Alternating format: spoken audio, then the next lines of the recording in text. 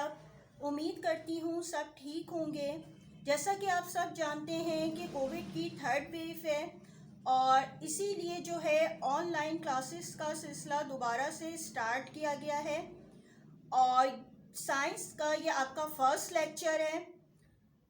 जब physical classes हो रही थी तो आप लोग बायोलॉजी का जो चैप्टर पढ़ रहे थे वो था हेरिडिटी इन ऑर्गेनिज्म और इस चैप्टर में मैंने आपको कुछ टॉपिक्स एक्सप्लेन कर दिए थे, इसके क्वेश्चन आंसर भी हो गए थे और कुछ टॉपिक जो हैं अभी रिमेनिंग है।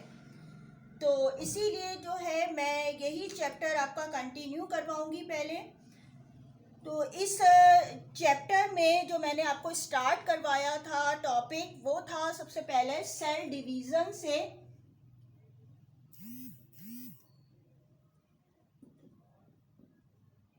सेल डिवीज़न का टॉपिक आपको बताया गया था कि सेल डिवीज़न जो होती है टू टाइप्स की होती है।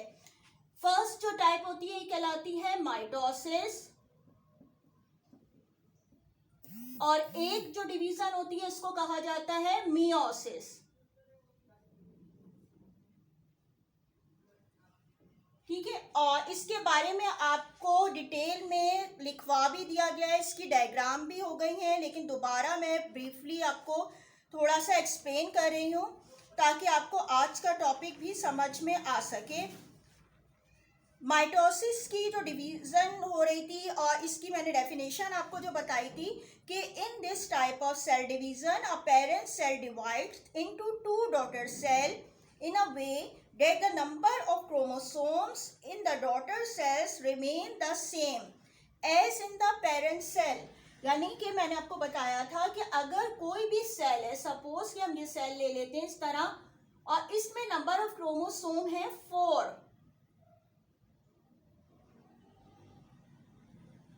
ठीक है, नंबर ऑफ क्रोमोसोम 4 है तो जो लास्ट स्टेज आएगी यानी कि टीलोफेज की जो स्टेज थी इसमें लास्ट में 2 डॉटर सेल्स बनेंगे और उसमें भी नंबर ऑफ क्रोमोसोम कितने होंगे? 4 ही होंगे।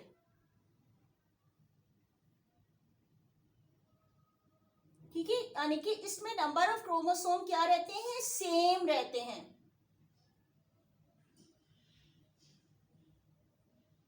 और इसको पूरा डिटेल में आपको करवाया गया था, जैसा कि आपको याद होगा कि इसकी मैंने 4 स्टेजेस आपको समझाई थी कि प्रोफेस होती है, मेटाफेस, फिर एनाफेस और फिर टीलोफेस।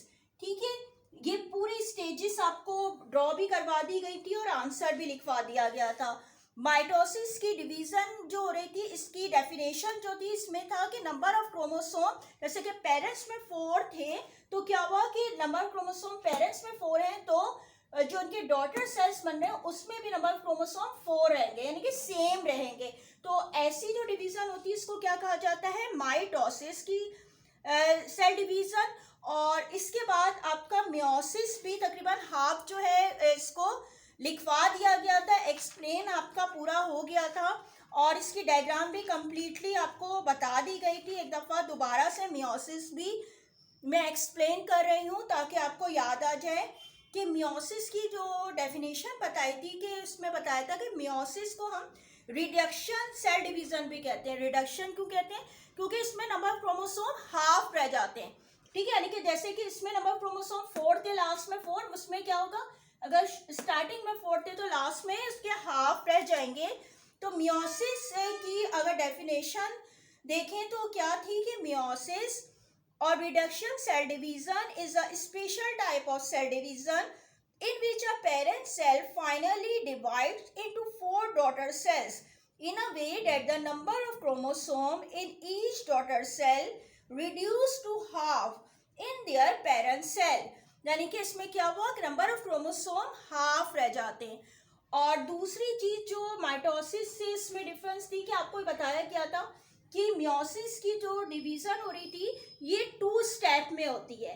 एक कहला रही थी फर्स्ट मियोसिस डिवीजन और एक कहलाती है सेकंड। ठीक है, यानी कि अगर नंबर ऑफ क्रोमोसोम मियोसिस में देखें कि अगर हम सेल ले लें एक और इसमें भी नंबर ऑफ क्रोमोसोम कितने हैं? 4 है स्टार्टिंग में, यानी कि पेरेंट सेल में कितने हैं? 4 हैं। तो अब इसमें भी क्या होते हैं कि फर्स्ट मियोसिस डिवीजन जो हो रही होती है, जिसको हमने इस तरह लिखा था कि इसमें क्या होता है कि जब लास्ट इसकी टीलोफेज की स्टेज आ रही होती है, तो इसमें क्या होता है, नंबर ऑफ क्रोमोसोम कितने हो जाते हैं, हाफ हो जाते हैं, यानी कि 2 रह गए। ठीक है, नंबर ऑफ क्रोमोसोम कितने रह गए, 2 रह गए। और ये भी मुख्तलिफ स्टेजेस थी, इसके फेसेस आपको बताए थे, प्रोफेस, मेटाफेस, एनाफेस, टीलोफेस। इसकी पूरी डायग्राम कंप्लीटली आपको बनवा दी गई है जब फिजिकल क्लासेस हो रही थी। अब इसके बाद जो होती है दूसरी, इसमें जो डिवीजन हो रही होती है उसको मियोसिस 2 सेल डिवीजन कहते हैं। और ये बिल्कुल सेम इस तरह होती है जैसे कि माइटोसिस की थी, यानी कि अगर इसमें नंबर ऑफ क्रोमोसोम 2 है तो क्या हुआ, जो लास्ट इसमें होगी स्टेज में, तो उसमें भी नंबर ऑफ क्रोमोसोम क्या होंगे, 2 ही रहेंगे। यानी कि अगर ये एक सेल है, इसमें नंबर क्रोमोसोम 2 है, फिर इसकी जो डिवाइड होने के बाद ये दूसरा जो सेल बना, इसमें भी क्या हुआ, नंबर क्रोमोसोम 2 हुए। अब ये दूसरा जो सेल था, इसको भी, ये भी 2 में हो जाएंगे, और इसमें भी नंबर ऑफ क्रोमोसोम क्या होंगे, 2 ही रहेंगे।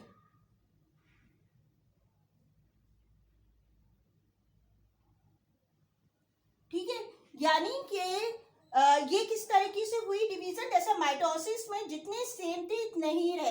लेकिन अगर हम इसकी पूरी डेफिनेशन को देखें जो अभी बताई गई थी, कि इसमें बताया गया था कि लास्ट में जो 4 सेल्स बनते हैं, यानी कि ये क्या हुआ, ये पेरेंट सेल है और ये सारे क्या है, डॉटर सेल है। उसमें नंबर क्रोमोसोम आपको दिखाई दे रहा होगा, क्या है, हाफ है, 2 है। यहाँ क्या कहते हैं, 4th है, यहाँ क्या है, 2 है। और इसीलिए हम इसको क्या कहते हैं, रिडक्शन सेल डिवीजन कहा जाता है, जिसमें के नंबर ऑफ क्रोमोसोम हाफ रह जाते हैं। ठीक है, इसको कंप्लीटली आपको डिटेल में बता दिया गया था। और एक क्वेश्चन भी मैंने आपको इससे रिलेटेड जो था वो लिखवा दिया था। इसके बाद मैंने आपको बोला था कि जो मियोसिस की 1 की जो स्टेजेस हैं उसको मैं आपको डिटेल में लिखवाऊंगी। ठीक है, तो आज जो है मैं यही आपको लिखवाने जा रही हूँ। इसके आगे का जो है, यानी कि मियोसिस 1 जो थी आपकी सेल डिवीज़न, इसके बारे में, इसका थोड़ा सा स्टार्टिंग जो है, बॉयज़ का यूनिट क्योंकि हो गया था स्कूल में, और जो है उनकी फ़िज़िकल क्लासेस हो गई थी, इस सिलसिले में एक एक्स्ट्रा हो गई है और गर्ल्स की नहीं हो पाई थी, तो इन्होंने जो है, आप लोगों ने प्रोफेस 1 का नहीं लिखा होगा, लेकिन बॉयज़ जो हैं वो प्रोफेस 1 के बारे में लिख चुके हैं। तो वो लोग जो है वो ये नहीं लिखेंगे, लाजमी बात है, उनका काम पहले का हुआ है। और जो एब्सेंटीज थे, जिनका काम नहीं है, तो वो जो है ये लिख लीजिएगा।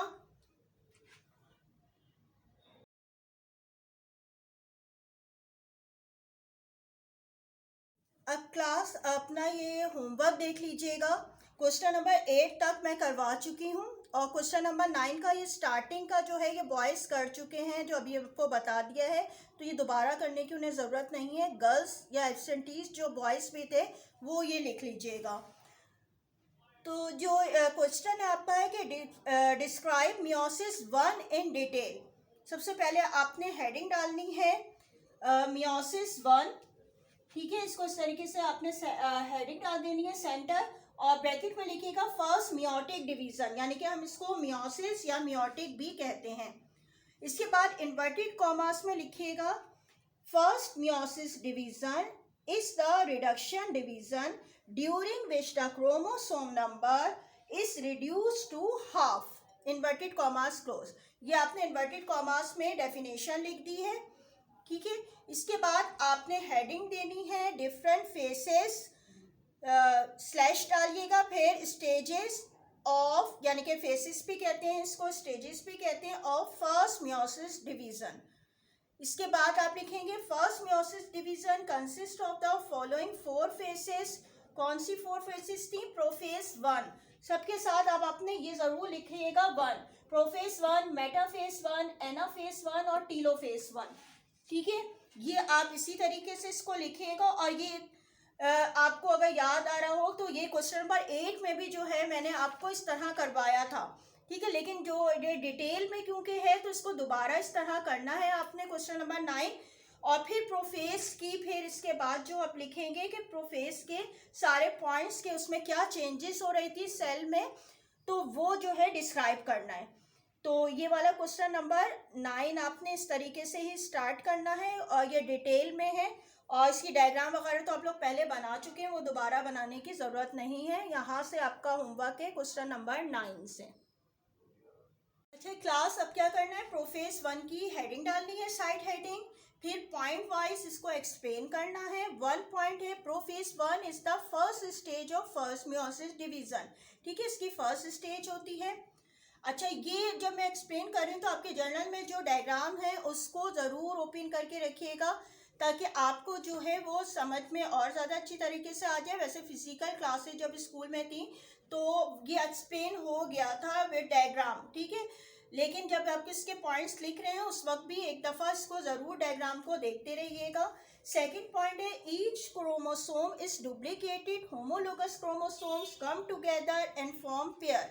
यानी कि जो 4 आप लोगों ने क्रोमोसोम लिए थे फर्स्ट सेल में, आपको बताया गया था, तो इस स्टेज पे क्या होता है कि होमोलोगस यानी कि एक जैसे क्रोमोसोम करीब आ जाते हैं, क्या बना लेते हैं, पेयर बना लेते हैं। थर्ड पॉइंट है, each homologous pair there are 4 chromatid. ठीक है, यानी कि एक क्रोमोसोम में कितने क्रोमोटेड होते हैं, 2 होते हैं, और जब एक पेयर होगा तो उसमें कितने हो जाएंगे, 4 chromatid. Number 4 point, the pairing of homologous chromosome is known as synapsis. यानी कि जो होमोलोगस क्रोमोसोम बने, जैसे क्रोमोसोम करीब है, तो इसको क्या कहा गया, साइनेप्सिस। नंबर 5 पॉइंट है, homologous chromosome exchange there part at certain places bye crossing over. यानी कि होमोलोगस क्रोमोसोम जब करीब आते हैं तो क्या होता है कि एक दूसरे पे जो है वो ओवरलैप करते हैं।